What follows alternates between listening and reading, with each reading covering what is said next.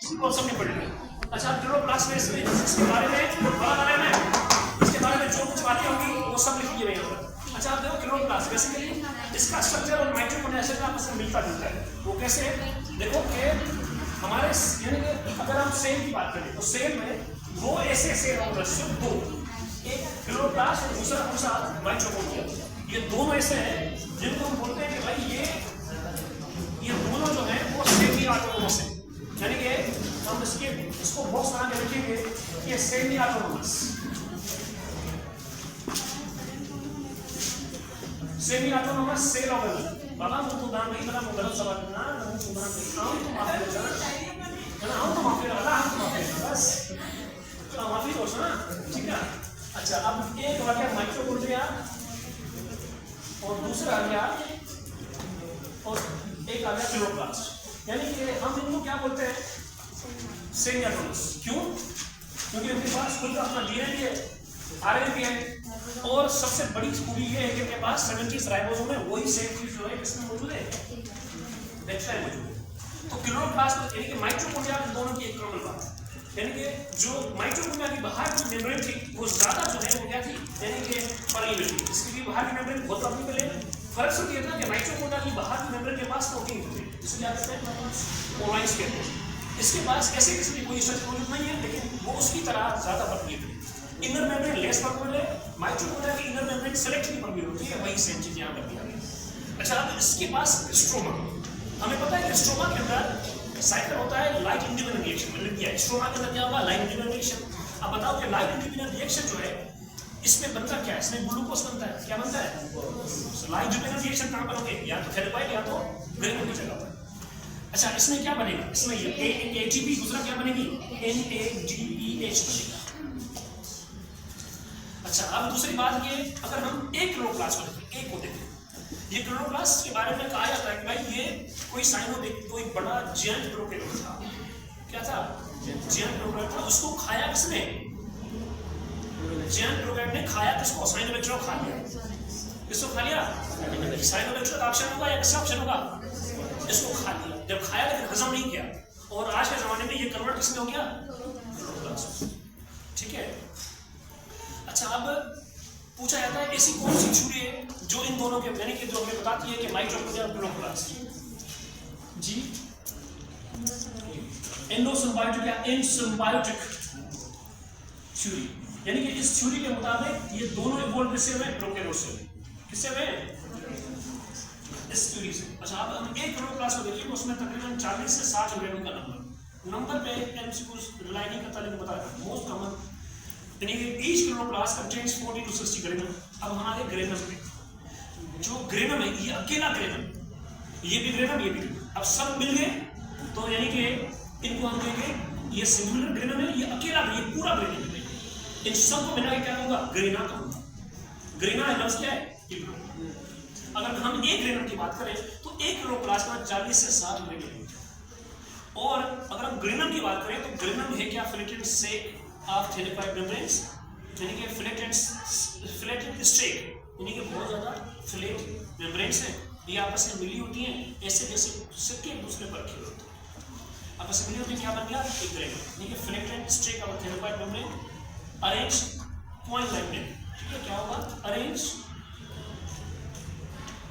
Coin like में, it is known as the granum. अच्छा अब basic unit of granum is the thylakoid. इसका मतलब है अगर हम इसकी हायरार्की लिखें, basic unit of granum, granum का जो एक खाली एक से ये थेरेपाइड, ये थेरेपाइड के बहुत थेरेपाइड्स मिलेंगी तो क्या बन गया, ग्रेनम। इसका मतलब है मैं यहाँ पे यूँ कहूँगा कि 25 से 50 थेरेपाइड मेम्ब्रेन मिलती है तो क्या बनता है, एक ग्रेनम। 25 से 50 थेरेपाइड मेम्ब्रेन मिलेंगी तो क्या बनेगा, एक ग्रेनम। हाँ थेरेपाइड जो मेम्ब्रेन्स हैं इनके पास आपको क्या मिलेंगे, पिगमेंट्स मिलेंगे।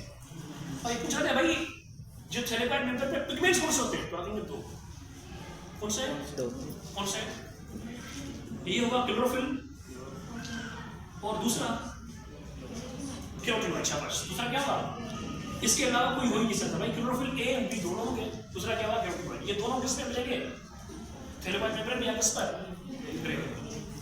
अच्छा अब हम आते हैं भाई ये जो थेरेपाइड मेम्ब्रेन हमने बनाई, थेरेपाइड मेम्ब्रेन देखो आप इसकी हायरार्की लिखी हम यहाँ पर, तो भाई यानी कि देखो लेनिलाए, यूँ समझिए कि ये लाइन लाइक स्ट्रक्चर्स ये मिलेगी तो क्या बनेगा? थैलेमॉइड मेम्ब्रेन। थैलेमॉइड मेम्ब्रेन मिलेगी आपस में तो क्या बनेगा? ग्रेनम बनेगा। इसका मतलब ग्रेनम का पेसिक्यूल क्या है? थैलेमॉइड का पेसिक्यूल क्या है?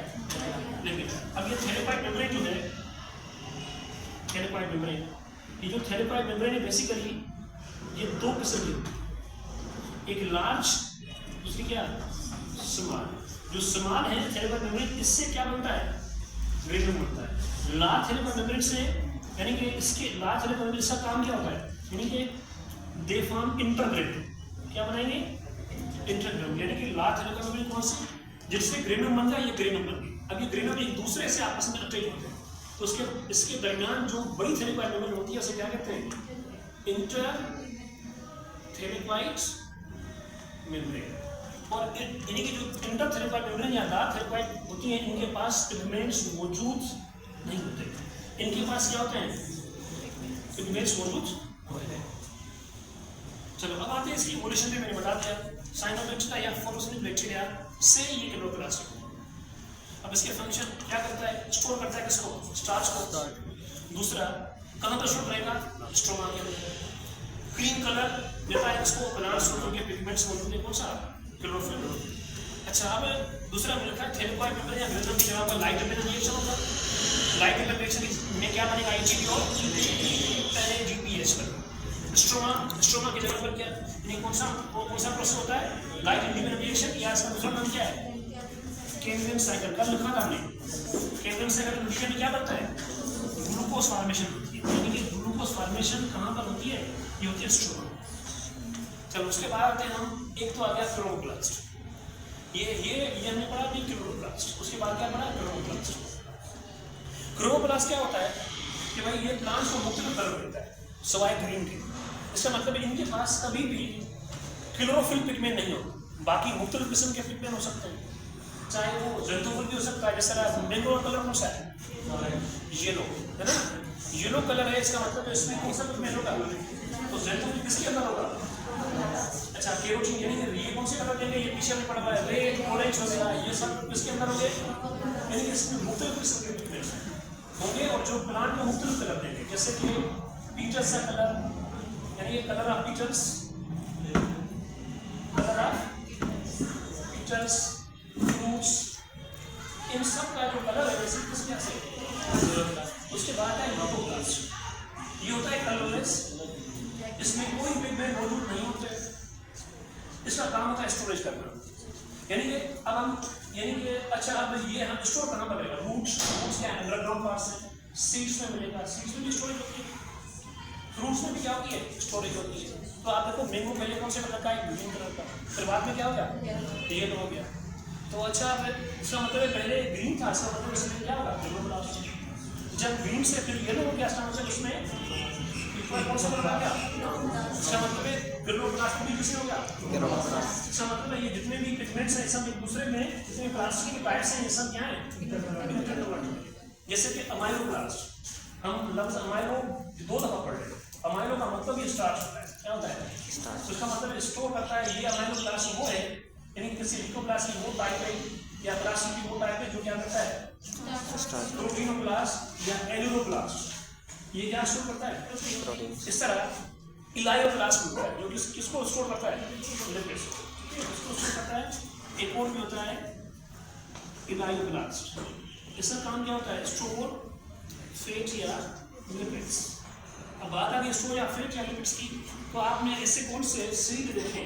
क्या देखे? सीड, जिसमें से ऑयल निकलता है। बताओ। सनफ्लावर में से और इससे उससे भी निकलता है, ग्रासी का से निकलता है, और कैसे निकलता है? कॉटन के आल से निकलता है ना। तो जिन सीड्स में कॉटन से भी, कॉटन भाई से निकलता है, ठीक है? या आप अपने घने बालों के लिए इस्तेमाल करते हैं क्या? Coconut oil. भाई वो तो चीज नहीं, नीम का तेल निकलता है ना। हाँ, तो ये इसमें क्या है? फेट।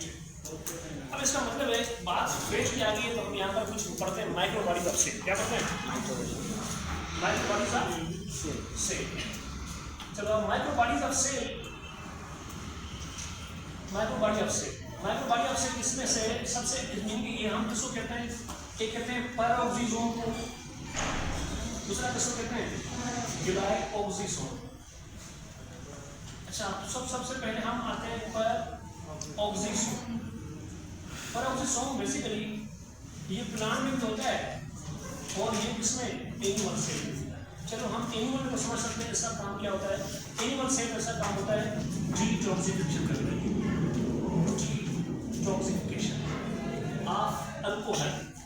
अब सवाल मैंने आज भी आपको कैसे दिया है डिटॉक्सिफिकेशन, यानी विच सेल ऑर्गेनल हेल्पिंग डिटॉक्सिफिकेशन। क्या मैंने सवाल ये किया ना भाई, यानी कि which one is not a function of ACR, हाँ कि ACR कौन सा फंक्शन है, तो डिटॉक्सिफिकेशन।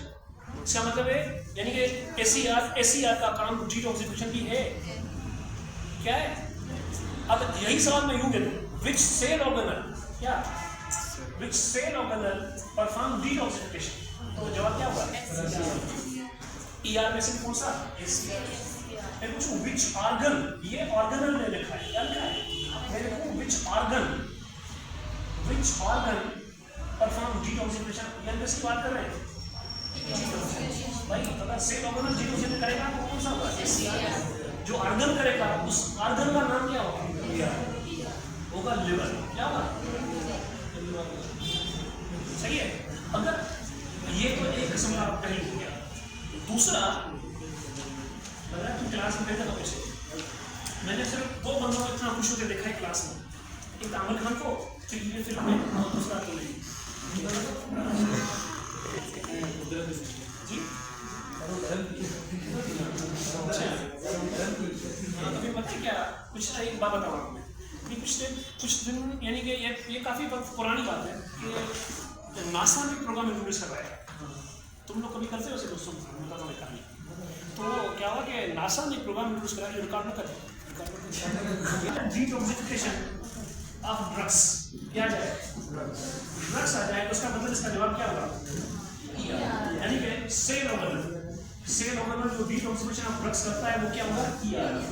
अगर पूछा जाए भाई जो अच्छा मेरा सेल ऑर्गेनल डिटॉक्सिफिकेशन करेगा, लेकिन डिटॉक्सिफिकेशन ऑफ अल्कोहल करेगा, क्या करेगा, तो उसका जवाब क्या होगा, क्या होगा, उसका जवाब क्या होगा पैराऑक्सीजोम। तो आप समझे, जो अल्कोहल की डिटॉक्सिफिकेशन करता है वो पैराऑक्सीजोम है, जो ड्रग्स की करता है वो कौन है ER है, जो जनरल डिटॉक्सिफिकेशन हमारी बॉडी में जो ऑर्गन करता है वो क्या है लिवर। ठीक है, तो ये इनको आप कौन करते हैं, तो ये मुख्तलिफ किस्म के बारे में। अब इसका मतलब है डिटॉक्सिफिकेशन किसकी, अल्कोहल की, डिटॉक्सिफिकेशन किसकी, ड्रग्स की अलग किस्म की। तो ये अलग चीज़ें आपसे डिस्कस की। अच्छा प्लांट में ये पता क्या करता है, प्लांट में क्या करेगा, ये हेल्प करता है फोटो रेस्पिरेशन। इसमें चलो हम गए शराब पी ली, हमने भाई दवा, ये हम खांसी का शरबत पीते हैं, इसमें भी क्या होता है अल्कोहल, कहीं ना कहीं से हम अल्कोहल जरूर पी रहे हैं, है ना। इसका मतलब हम अल्कोहल ओपन कर रहे हैं। तो लेकिन प्लांट तो भाई ये तो कभी बेकार नहीं आता है शराब पीने के लिए, नहीं खांसी का शरबत पीते हैं, उसका मतलब है इसमें ये फोटो रेस्पिरेशन करता है। अच्छा उसके बाद भी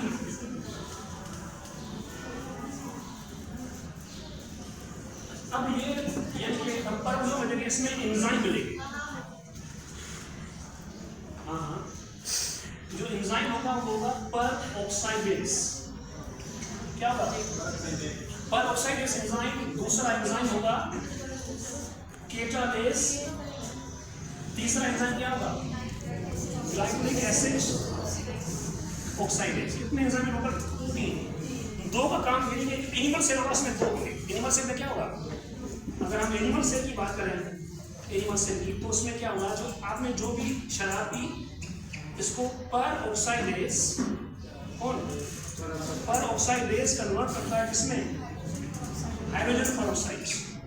और हाइड्रोजन परऑक्साइड को ये कन्वर्ट करता है किसमें, वाटर के अंदर। और वाटर क्या करेगा, डिटॉक्सिफाई करेंगे इस अल्कोहल को, detoxify in the form of water. अगर हम प्लांट सेल की बात करें, किसकी, प्लांट सेल की, तो प्लांट सेल में फोटो रेस्पिरेशन जो है, इससे एक तस्वीर ली है मैं आपको एक पेज नंबर बताता हूँ।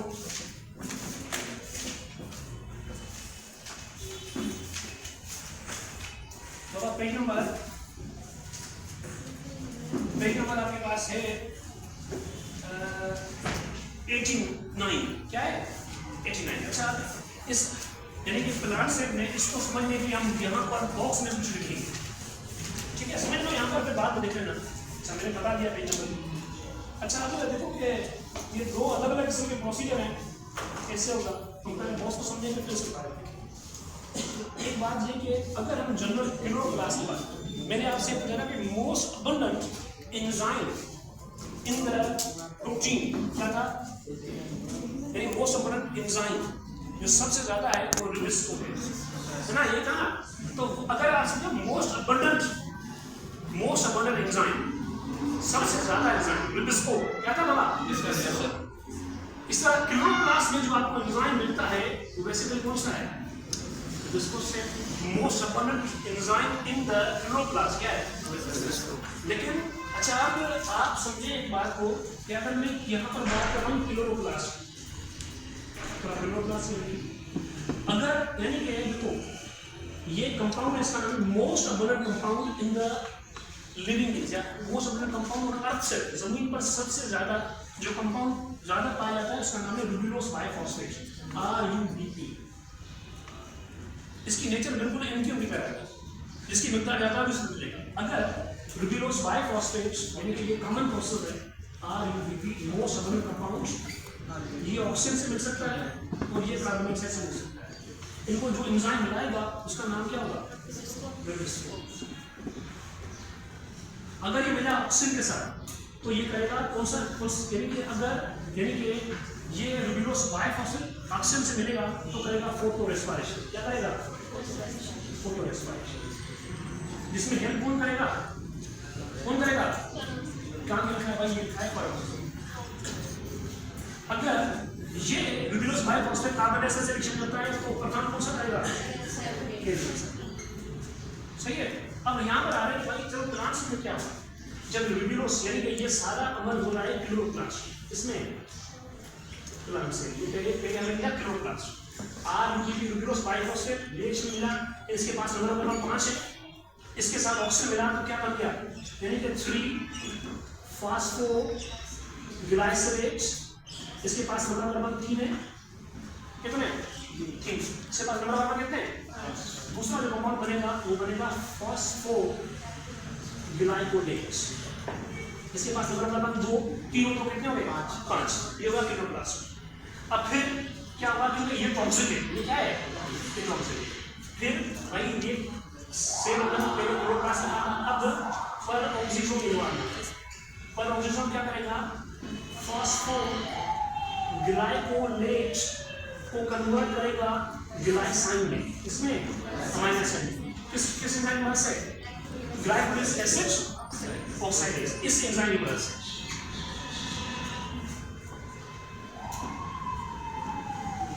ग्लाइकोलिक एसिड ऑक्साइडेज की मदद से इसने कन्वर्ट किसमें किया? ग्लाइसाइन। अच्छा, अब फिर क्या होगा? नंबर 3 स्टेप पर, स्टेप नंबर 1 यानी कि स्टेप नंबर 1, स्टेप नंबर 2, उसके बाद स्टेप नंबर 3। इसमें क्या होगा? ये अमल होता है इसके अंदर माइटोकॉन्ड्रिया के अंदर। ये जो ग्लाइसाइन है ये दोबारा कन्वर्ट हुआ इसमें सीराइन में। इसका मतलब है सीराइन अमीनो एसिड बनता है ग्लाइसिन अमीनो एसिड से। इसको बनाता कौन है? माइटोकॉन्ड्रिया। माइटोकॉन्ड्रिया में सीराइन बनता है। इसका मतलब पायरोसोम का काम क्या है? प्लांट सेल में, यानी कि प्लांट सेल में इसका असल काम है ग्लाइकोलिक एसिड। ये जो ग्लाइकोलिक एसिड बना है ये वाला, ये क्या देखें इसको, ग्लाइकोलिक एसिड ये क्या है? ये टॉक्सिक है। क्या है? इसका मतलब ऊपर में लिखा है ये डिटॉक्सिफिकेशन करता है, यानी glycolic acid is a toxic compound, so it should be eliminated from the plant cell. अगर नहीं होगा तो प्लांट सेल की पीएच को, इसके प्रोटीन को, इसके ऑनगोइंग बायोकेमिस्ट्री को ये डैमेज करेगा। इस वजह से पैरोक्सिजोम क्या करेगा? इसको कन्वर्ट किसमें कर देगा? ग्लाइसाइन। ग्लाइसाइन क्या है? Amino acid. अभी बात में तो किसमें कन्वर्ट करेगा? ग्लाइसाइन। ये सेम आप देख सकते हैं वहां पर पेज नंबर 89 पर आपके पास ये फोटो रेस्पिरेशन का पूरा प्रोसेस दिखा है, तो मैंने यहाँ पे लिख दिया। अच्छा, उसके बाद हम आएंगे पैरोक्सिजोम के बाद किसके आएंगे? ग्लाइकोलिसिस। अच्छा, ग्लाइकोलिसिस ग्लाइकोसोम होता है क्या करता है, यानी ग्लाइकोसोम हमेशा ये पूरे तस्वीर सवाल होगा most abundant enzyme in the nature कौन सा है, मोस्ट अबंडेंट एंजाइम इन क्लोरोप्लास्ट, सही है। क्लोरोप्लास्ट में भी क्या होगा और नेचर में भी क्या होगा, हाँ तो मोस्ट अबंडेंट कंपाउंड कौन से जमीन पर कौन सा है, कार्बन। पता होता है सही पूरा बता दो ऐसे ग्लोबल क्या नहीं जा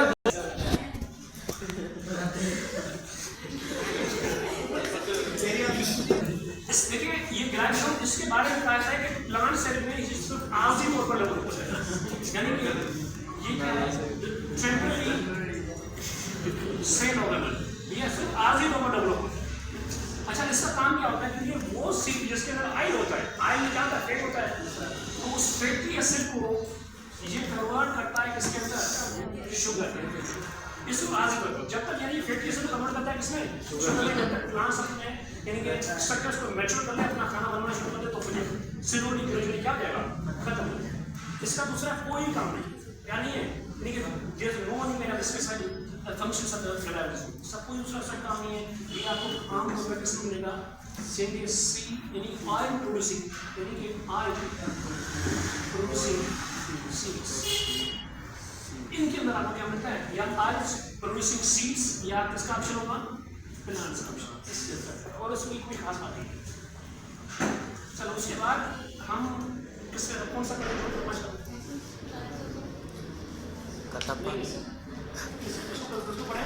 ये सब ये गोल्डी बाडी की ओरिजिन है ना उसके लिए। अच्छा अब इसके बाद क्या करें,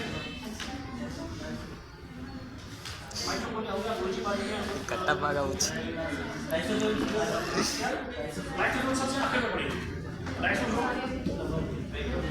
अच्छा अभी हम पढ़ते हैं न्यूक्लियस, जब तक होगा तब तक काम करते हैं। अच्छा अब हम पढ़ते हैं इसके बारे में, न्यूक्लियस के बारे में। अच्छा देखो जनरली जो न्यूक्लियस है, न्यूक्लियस बेसिकली आप उसको देखिए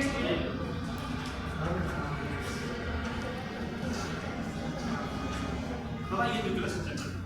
अच्छा न्यूक्लियस की दो मेम्ब्रेन होती है, एक इनर दूसरी कौन सी, यानी कि ये न्यूक्लियस की क्या है, न्यूक्लियर मेम्ब्रेन, न्यूक्लियर मेम्ब्रेन कितनी होती है, एक आउटर मेम्ब्रेन होगी इसके पास, दूसरी कौन सी होगी, इनर मेम्ब्रेन होगी। जो न्यूक्लियस की न्यूक्लियर मेम्ब्रेन, इसका दूसरा नाम क्या होता है, कैरियोलिमा। अच्छा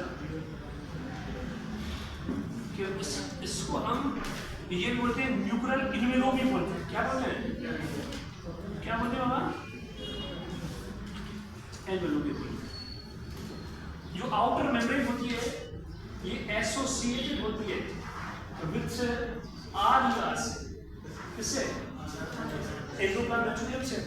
जो इनर मेम्ब्रेन होती है ये क्या करती है, इनक्लोज करती है, इनक्लोज है न्यूक्लियोप्लाज्म, न्यूक्लियोप्लाज्म के चारों तरफ जो मेम्ब्रेन होगी कौन सी होगी। अच्छा चलो अब इसके ऊपर आपको छोटे छोटे सुराख मिलेंगे, इनको हम क्या बोलते हैं, ये nuclear core,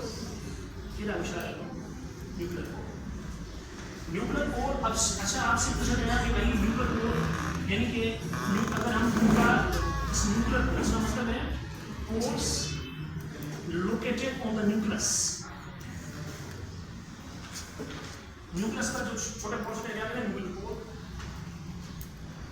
in nuclear core को देखें हम तो हम एक में देख रहे हैं तकरीबन 30,000 कोर्स मिलते हैं, कितने 30,000 से ज्यादा।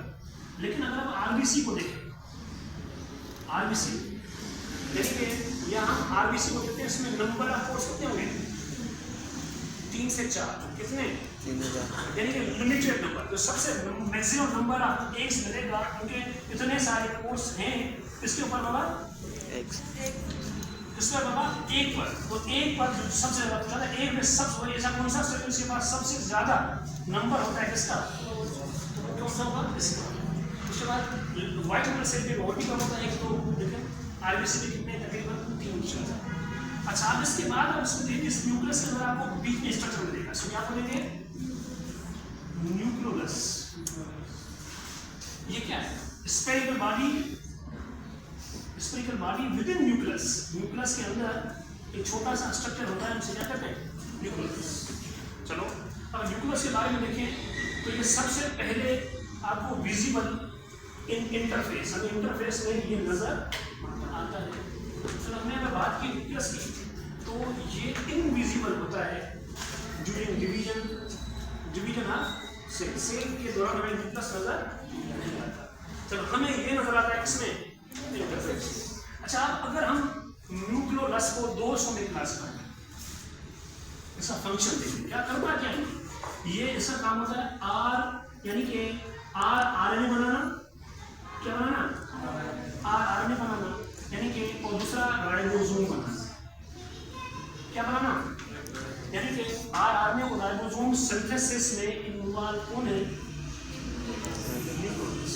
चलो अगर हम न्यूक्लियोलस को और भी थोड़ा डीपली देखें न्यूक्लियोलस तो इसके बेसिकली हम दो स्ट्रक्चर हैं, एक हो गया इसका पेरिफेरल पार्ट और दूसरा हो गया सेंट्रल। कभी किसी किताब में सेंट्रल लिखा होता है, किसी किताब में फाइब्रिल लिखा होता है। जो पेरिफेरल है इससे क्या बनता है, राइबोसोम्स। जो सेंट्रल है इससे आरएनए बनता है, या अगर पूछा जाए न्यूक्लियोलस में, ये एक भी सवाल है, तो ये सेंट्रल न्यूक्लियोलस क्या बनाता है, पेरिफेरल न्यूक्लियोलस क्या बनाता है, राइबोसोम्स। जो अगर ये आरएनए में मिलेगा या में मिलेगा सेंट्रल या फाइब्रिल न्यूक्लियोलस मिलेगा। अच्छा आप एक सवाल इसको भी सवाल पूछ लेंगे कि आरडीएनए यानी कि राइबोसोमल डीएनए, भाई सीधी सी बात है, जो राइबोसोम बनाने की राइबोसोम की इंफॉर्मेशन जो है वो किस डीएनए के पास होती है, डीएनए की जिस डीएनए के पास होती है उसका नाम क्या है, आरडीएनए। वो आरडीएनए हमें किसमें मिलता है और इसकी लोकेशन क्या है, सेंट्रल पार्ट। उसके बाद यानी कि न्यूक्लियस के अंदर आपको थोड़ा सा नहीं बच जाना, क्या मिलेगा, पानी मिलेगा। इसे क्या कहेंगे हम, कैरियो लिम्फ बोलेंगे। दूसरा क्या बोलेंगे, हम इसे बोलते हैं न्यूक्लियोप्लाज्म, यानी कि फ्लूइड विद इन न्यूक्लियस। सही है। अच्छा अब अगर सेल जो है, सेल अगर हम देखें यानी कि न्यूक्लियस को देखें तो न्यूक्लियस के अंदर आपको नजर क्या आता है, क्रोमोसोम मशीन नजर आता है। क्या आता है, ये आपको जो मैंने आप यहाँ न्यूक्लियर लाइनिंग बनाई हुई है, इसका मतलब है ये बेसिकली क्या है, बहुत ज़्यादा धागे को बनाते हैं, ये बहुत ज़्यादा।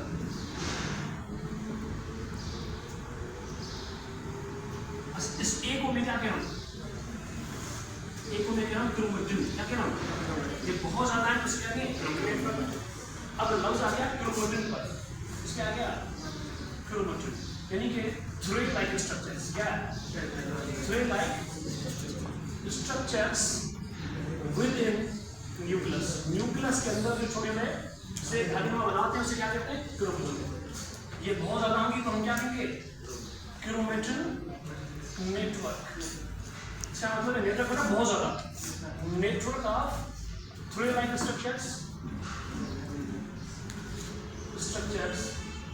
With in nucleus. किसके अंदर होगा, न्यूक्लियस के अंदर। चलो अब न्यूक्लियस के अंदर ये है, यानी कि अब देखेंगे, अब देखें जो सेल है दो हिस्से में मिलेगा, या तो सेल जो हम सेल की बात करते हैं वो सेल जो है वो नॉन डिवाइडिंग फेस में, इसमें या तो सेल क्या है, डिवीजन फेस में, है ना, या तो सेल डिवाइड करा या तो नॉर्मल है।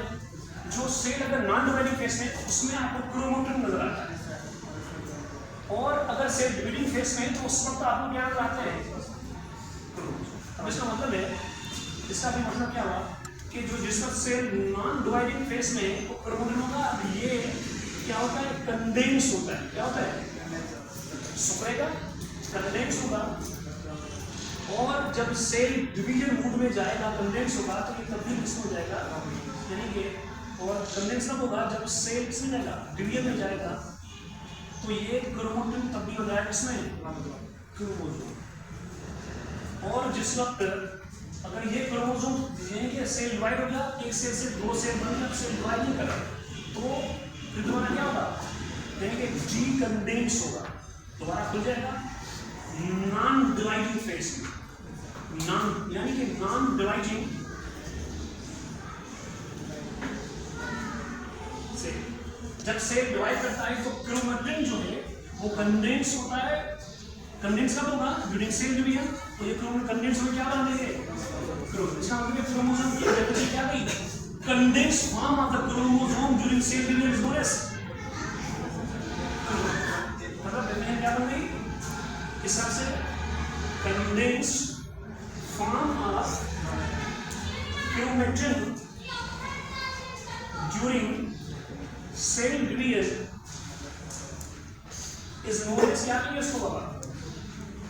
क्रोमोसोम। अब क्रोमेटिन क्या हमें ऊपर डिवीजन ये लिखिए, लेकिन अगर इस हिसाब से बनाएंगे तो क्या लिखा?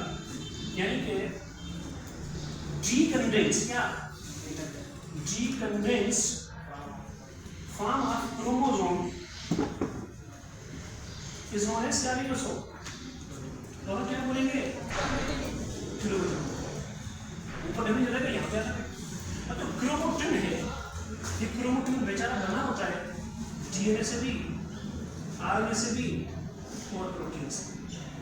अगर आरएनए का ऑप्शन नहीं है तो आपको सिर्फ क्या मिलेंगे? डीएनए और प्रोटीन। अगर आर का ऑप्शन है तो आर में जाएंगे। अगर आपको दो किसी का ऑप्शन है तो आप डीएनए और किस पे जा सकते हैं बाबा? डीएनए और प्रोटीन पे जा सकते हैं। अगर आरएनए का ऑप्शन है तो फिर आप इसके थ्रू भी जा सकते हैं, क्योंकि न्यूक्लियोटाइड के अंदर आर आगे बात सुनिए। अच्छा, अब क्या होगा? हम यानी कि हम इस न्यूक्लियस के अंदर कुछ और चीजें देखेंगे। अगर क्रोमोसोम क्या है, इसका मतलब हम क्रोमोसोम पे आएंगे। तो इसकी तस्वीर खींचो, हम चलते हैं क्रोमोसोम पर। एक पर कितने तकरीबन है और आरबीसी का कितने मिलते हैं? 3 से 4 नंबर। ये कम नंबर है, ठीक है।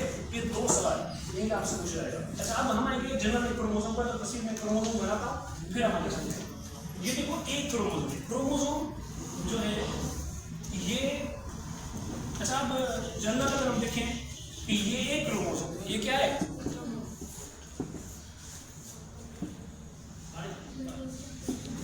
अच्छा अब देखो, अरे ज्यादा कैसा करते हो बाबा, ये दोनों अगर इसको मैं अकेले से कहूंगा तो साथ में, चलो अब ये एक जनरल एक क्रोमोसोम किससे बना? स्ट्रक्चरली बेस मैट्रिक्स इसे और क्रोमोनीमा, क्या या क्रोमोनीमेटा, क्रोमोनीमेटा कैसे? ये एक क्रोमोसोम देख लो, इसके बाहर की लेयर क्या होगी? इसके अंदर जो पानी होगा से क्या करेंगे? इसके अंदर राइट हैंड रूल के हिसाब से जो डीएनए स्ट्रेट होगी इसे क्या करेंगे? क्रोमोनीमा या क्या करेंगे? क्रोमोनीमा। तो उसका मतलब है पहली टर्म क्या है? आउटर कवरिंग है। तो क्या होगा? क्या है? Outer covering of DNA, sorry outer covering of the chromosome known as fluid within chromosome is known as, अच्छा DNA strand which is present within the chromosome is known as क्रोमोनीमा। एक होगी, अगर एक से ज्यादा है तो क्या कहेंगे? क्रोमोनीमेटा। सही है। तो ये हमारा स्ट्रक्चर की पूरी की तस्वीर ले लो इस पूरे की। अब हम वापस क्रोमोसोम पे आ जाएंगे कि क्रोमोसोम का नंबर टोटल हमें कितना मिलेगा। और हाँ एक बात देखें, मैंने यहाँ पे आरबीसी में 3-4 रखे। इस तरह अगर सवाल एक भी आ जाए कि इसमें सॉरी डब्ल्यूबीसी में, उसमें नंबर और भी कम होगा। लीस्ट ऑप्शन जो दिया वो सब कैंसिल करना है। आरबीसी यानी डब्ल्यूबीसी में कितना हुआ? 1 से 2 नंबर। आरबीसी में कितना है? 3 से 4। सबसे ज्यादा किसमें है? इसको पूरी इसके बाद क्या आते हैं, यानी कि ये हमने इसकी एक किस्म की स्टडी की है क्रोमोसोम की। अब क्रोमोसोम की दूसरे किस्म की स्टडी कैसे होगी?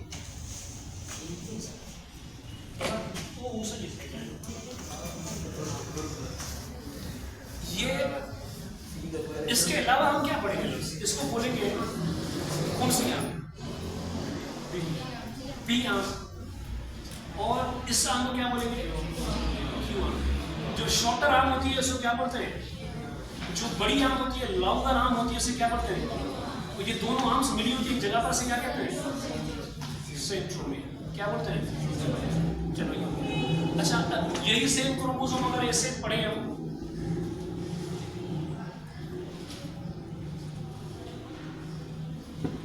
अच्छा अब देखो हम इसको आम को, लेकिन इन दोनों को आम को मिला के एक नाम दे रहा हूं मैं, इसको मैं कह रहा हूँ क्रोमेटिड। सही है? मैं पूछूं एक क्रोमोसोम में कितनी आर्म्स हैं? एक क्रोमोसोम में कितनी क्रोमेटिड है? अब ये क्रोमोसोम कौन सा है भाई? रेप्लिकेटेड है, नॉन रेप्लिकेटेड? वो अलग चीज एक टॉपिक अलग होता है। क्या है? अगर मिसाल के तौर पर ये वो क्रोमोसोम है जो नॉन रेप्लिकेटेड है। क्या है? अच्छा, अब आप मुझे मैं एक और क्रोमोसोम बनाता हूँ। चलो आप देख लें, वाला ये एक क्रोमोसोम है, बताओ इसमें कितनी आर्म्स हैं? 4। ऊपर वाली जो भी शॉर्ट आर्म जो पी होगी, जो लॉन्गर होती है, वो क्या होती है? क्यू। तो ये आर्म्स कितनी है? 4। ये एक पूरी क्रोमेटिड है। ये क्या है? एक पूरी क्रोमेटिड। ये पूरी क्या है? एक। तो बताओ इसमें आर्म्स का नंबर कितना है? नंबर ऑफ आर्म्स कितने हैं? 4 कहाँ है? 2 है, 4। इसमें आर्म्स कितनी है? इसमें आर्म कितनी है? आर्म 2 है। क्रोमेटिड कितनी है? कितनी है? इसमें भी क्रोमेटिड का नंबर कितना है? अरे 1 है। इसमें आर्म कितने हैं? 4 है। क्रोमेटिड कितनी है? 2। क्या होशियार है? अच्छा, अब देखो इसके अलावा वो बाबा ये कौन सा क्रोमोसोम है? ये रेप्लिकेटेड है। क्या ये? Replicated chromosome. अब एक और किस्म की क्या देंगे? इसमें एक और टर्मिनोलॉजी होगी। कैसे? अच्छा, अब देखो कि इस सेंट्रोमियर के आप देखो यानी कि सेंट्रोमियर अलग अलग इस सेंट्रोमियर के दोनों तरफ आपको क्या मिल रहा है? काइनेटोकोर। इसको क्या बोलेंगे हम? काइनेटोकोर। काइनेटोकोर का काम क्या होता है? यानी कि ये क्या है? पहली बात ये डिस्क शेप प्रोटीन है। क्या ये? Disc shape protein help in attachment of इसके अटैचमेंट में स्पाइनल फाइबर्स। इसमें स्पाइनल फाइबर्स के अटैचमेंट में इन्वॉल्व कौन होता है? अच्छा, अब सेंट्रोमियर क्या करता है? अब यहाँ पे सेंट्रोमियर लिखा है। सेंट्रोमियर की पॉइंट क्या होगी? यानी कि इसका काम होता है ये हेल्ड करता है। हेल्ड के आर्म्स टुगेदर। क्या? 2 आर्म्स को आपस में मिला रहा है। अब यहाँ पर देखो, यहाँ पर भी क्या है? या ये क्रोमेटिड है, ये भी क्रोमेटिड है। ये बीच में क्या है? या तो आर्म्स को मिला रहा है या हेल्ड क्रोमेटिड टुगेदर। क्या? यानी कि अगर नॉन रेप्लिकेटेड क्रोमोसोम है तो आर्म्स को मिला रहा है, अगर रेप्लिकेटेड है तो किसको मिला रहा है? क्रोमोसोम्स को मिला रहा है। समझा नहीं समझे? अगर क्रोमोसोम क्या है? ये कौन सा क्रोमोसोम है? Non replicated. ऑप्शन ये कौन पूछा है? क्रोमोसोम नॉन रेप्लिकेटेड है। ये सेल्स का फर्क है भाई। बता रहा है नॉन रेप्लिकेटेड, इसका मतलब है क्रोमोसोम यानी सेल नॉन डिवाइडिंग फेज में होगा। अगर रेप्लिकेटेड बता रहा है, इसका मतलब है सेल डिवीजन फेज में है। तो इतना कुछ नहीं पूछेगा आपसे। पूछेगा सेंट्रोमियर का फंक्शन क्या है? Held arm together. या इसका दूसरा यानी कि ये 2 आर्म्स को आपस में मिला रहा है। या आप क्या कहेंगे? 2 क्रोमेटिड्स को आपस में मिला रहा है। यानी कि 2 क्रोमेटिड्स जिस जगह पर मिली हुई है, हेल्ड क्रोमेटिड टुगेदर। यानी कि क्रोमेटिड्स जहां पर मिली हुई है उसका भी नाम क्या है? और यानी कि क्या नाम है? जो आर्म्स मिली हुई आपस में वहां वो भी क्या है? सेंट्रोमियर। समझ आ गई भाई? इसके अलावा भी क्रोमोसोम भाई ऐसी है। हाँ, वो बस बहन को वहां पे देखते हैं। अच्छा, अब इसके अलावा भी एक क्रोमोसोम होगा। वो कैसे? इसको क्या बोलेंगे भाई? इसको बोलेंगे सेंट्रोमियर। क्या बोलेंगे? सेंट्रोमियर का दूसरा नाम क्या है? Primary constriction. क्या नाम है इसका? दूसरा क्रोमोसोम होगा, इसका नाम क्या होगा? Secondary constriction. इसका दूसरा नाम होगा नोड। ये नेवला नहीं है जो शाम से लड़ेगा, नहीं। इसे कहते हैं nuclear organiser regions. Nuclear organiser regions. माना जाता है कि ये न्यूक्लियोलस बनाता है। क्या बनाता है? ये क्या बनाता है? न्यूक्लियोलस बनाता है। देखो न्यूक्लियोलस क्या बना रहा है? राइबोसोम्स और आरएनए। यानी कि राइबोसोमल डीएनए कहां पर होगा? न्यूक्लियोलस के अंदर। इसको बना कौन रहा है? नोड बना रहा है। कौन? अब ये नजर आ रहा है, ये सच नजर आ रहा है भाई। हाँ, इसको बोलते हैं सेटेलाइट। क्या बोलते हैं? जिस भी क्रोमोसोम के पास ये होगा उस क्रोमोसोम का नाम होगा सेट क्रोमोसोम। क्या नहीं? इसके अंदर होता क्या है? Junk DNA. क्या होता है? जंक का मतलब बेकार, यूजलेस, जो किसी काम में आप में डीएनए डुप्लीकेट होता रहता है, तो जो गंदा बेकार डीएनए बचता है वो सब यहाँ पे आ जाता है। इसकी भी जान छूटी। फिर एक और किस्म का फंसी है, उसके बाद क्या है?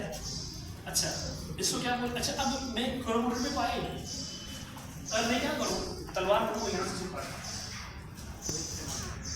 इससे काट तो लंबाई के हिसाब से काटना। आधा ये आता है। मैं कहूँगा कि लो, अच्छा मैं क्या कह रहा हूँ, इसको मैं क्या कह रहा हूँ अभी इसी को मैं कह रहा हूँ longitudinal, क्या longitudinal हाफ यानी कि जो भी ये कौन सा क्रोमोसोम है?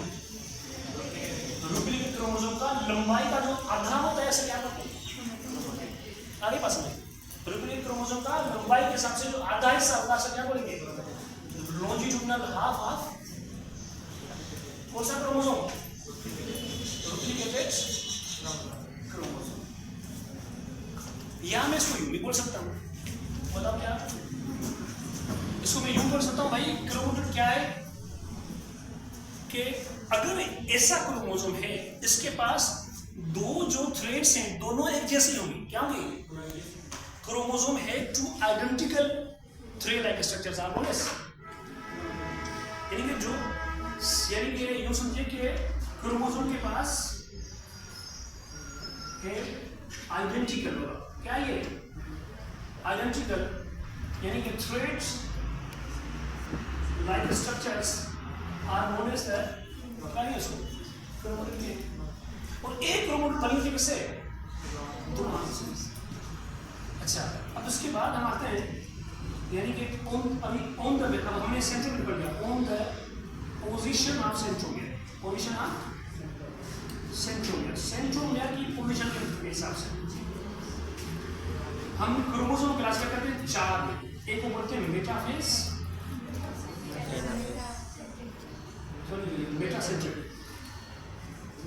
मेटासेंट्रिक, और दूसरा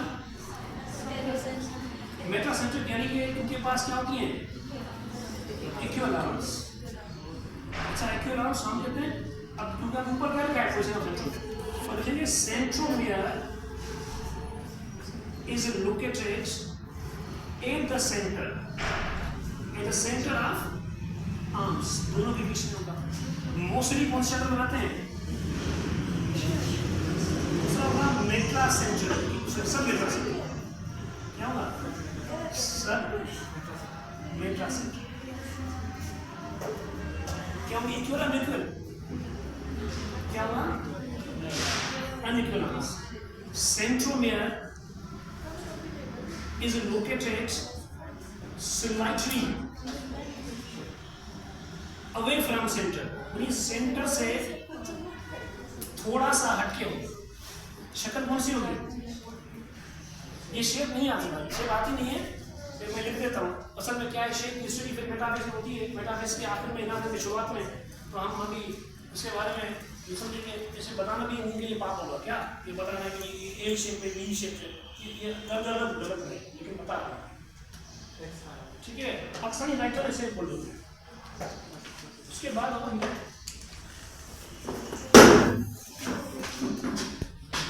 क्या बोलेंगे? टेरोसेंट्रिक। टेरोसेंट्रिक जो है इसका दूसरा नाम क्या होगा? सब एक्रोसेंट्रिक। क्या होगा?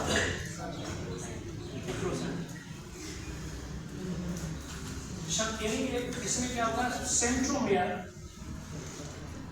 is located at the terminal end of क्रोमोटिड बोलता हूँ मैं, आम तो रही नहीं इसमें, एक ही है भाई। क्या बना रहा है? आई शेप। चौथा सब, यानी कि ये जो बना रहा है बेसिकली सब टेरोसेंट्रिक, यहाँ से क्या बोलेंगे? एक्रोसेंट्रिक। बताओ उसकी शक्ल कौन सी होगी? अच्छा आप क्या होंगे? यानी कि सेंट्रोमेयर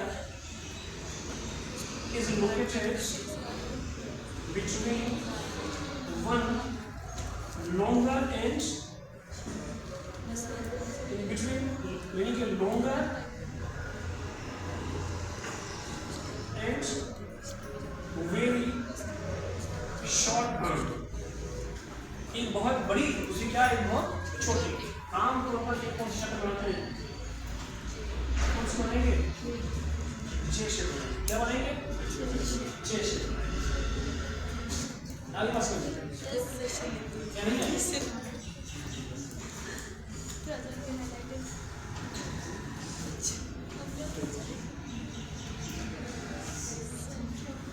अच्छा अब एक देखो कि फिलहाल से एनिमल से में एक बात का अब याद रखिए. हमने लिखा था मेम्ब्रेन बाउंडेड सेल होगा, दूसरा क्या लिखा था? Non membrane. तो जो basically non membrane bounded cell अगर थे उसमें क्या था? न्यूक्लियस था, ट्राइबोसोम मतलब क्या था? सेंट्रोस था. अब हमने इसके ऊपर सेंट्रोस का छोटा सा 2 मिनट लगा सेंट्रोस. अब ये सेंट्रोस क्या है? अब आप बताएं आपको भी सेंट्रोस किसमें मिलेगा, किसमें नहीं मिलता, किसमें मिलता है? फिलांसेर में. फिलांसेर में सेंट्रोस क्यों नहीं है? चलो फिलांसेर में नहीं है, बाकी किसमें मौजूद है? एनिमल सेल में. किसमें? क्या अलजी में होगा? आज में होगा और बस और किसमें होगा? पेट्रोल नहीं होता. क्या पंजाब होता है? सिर्फ 2 से पंजाब नहीं होता. सिर्फ हमें किसमें मिलेगा? यानी कि प्लांट्स में मिलेगा और किसमें मिलेगा? यानी कि ये प्लांट्स में भी एक्शन होता है. ये मौजूद सिर्फ किसमें होगा? यानी कि प्रेजेंट इन एनिमल सेल सिर्फ किसमें होगा? Animal cell. अब एनिमल सेल में क्यों होता है? क्योंकि उनके पास सेल वॉल मौजूद नहीं है, क्योंकि उनकी कोई डेफिनेट शेप भी नहीं होती. No definite shape.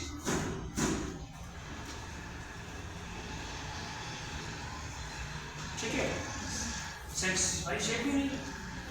तो इसके पास अच्छा अब ये प्रेजेंट इन एब्सेंट है. इसमें एब्सेंट इन यानी कि हम कहते हैं इसके बाद जो एब्सेंट होगा किसमें होगा? प्लांट्स में हमें एब्सेंट मिलेगा. और अच्छा प्लांट में एब्सेंट जनरल प्लांट में नहीं मिलता. अच्छा आप एब्सेंट प्लांट में मिला क्यों? क्योंकि उनके पास क्या है? सेल वॉल मौजूद है और क्या है? डेफिनेट शेप है. चलो क्योंकि यहाँ पे इससे कंसर्न टॉपिक है. अगर सेल डिवाइड कर रहा है, सेल क्या कर रहा है? डिवाइड कर रहा है. और दूसरा क्या है? Non dividing. थोड़ा समझो इससे ये सारा वीडियो तो मजबूरी में करना पड़ा. सेल डिवाइडिंग फेस में है तो उस वक्त इसका नंबर देखो मैं क्या कह रहा हूँ? नंबर क्या बात? ठीक है. अगर डिवाइड कर रहा है तो इनका नंबर क्या हो जाएगा? 4. पेयर कितने हो जाएंगे? 2. हमने बात की एक की तो एक बनाते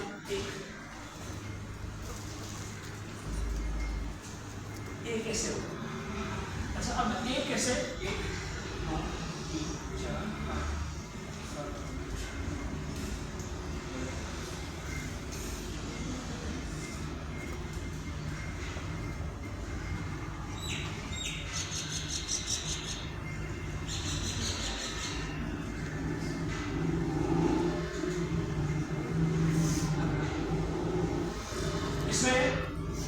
यानी क्या कहेंगे?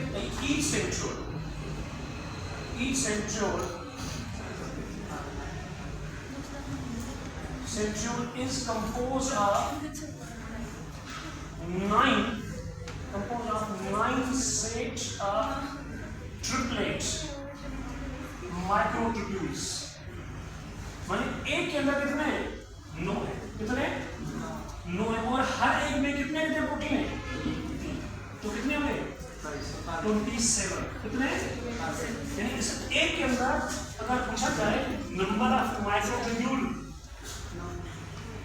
कितने होंगे बाबा? 27. अब बताओ इसमें तो ये हो गए 4. उसका मतलब है 27 एक में है. किसमें बाबा?